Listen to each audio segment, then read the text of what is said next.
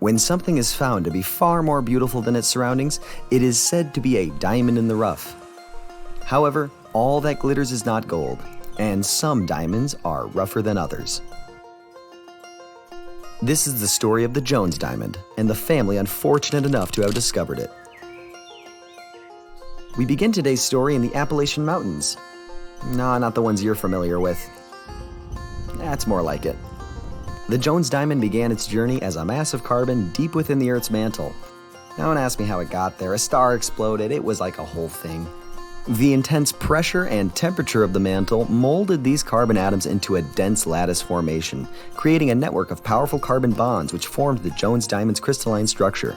From there, it was ejected upwards through a plume of kimberlite to the Earth's surface, where it would be deposited into the waterways of West Virginia, an area of the world whose only known diamond was probably a diamond hit record by John Denver.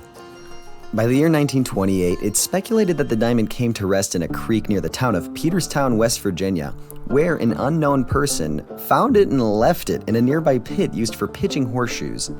In April of the same year, local schoolteacher Grover Jones and his son Punch were tossing horseshoes near the creek when an errant throw sent a horseshoe careening into the pit where the diamond lay. Punch went to retrieve the horseshoe, where he happened upon this very out-of-place crystal. Punch took the brilliant rock back over to his father, who, mistaking it for a beautiful yet run-of-the-mill quartz crystal, took the diamond over to the family home and placed it in a cigar box.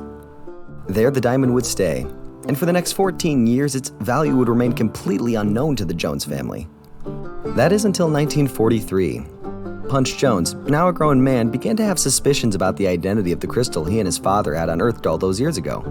He decided to take the crystal to be inspected by geology professor Roy J. Holden at the Virginia Polytechnic Institute, now known as Virginia Tech.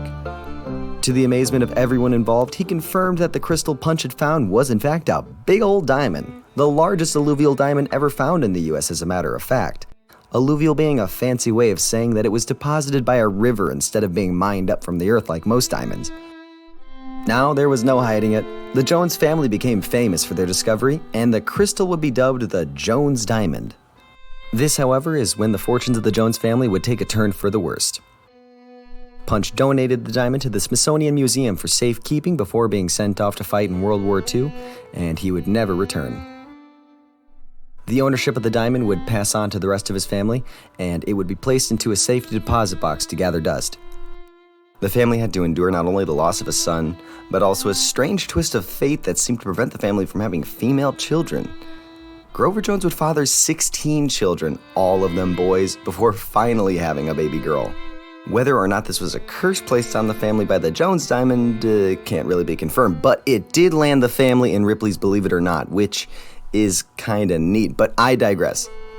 Grover Jones passed away in 1976.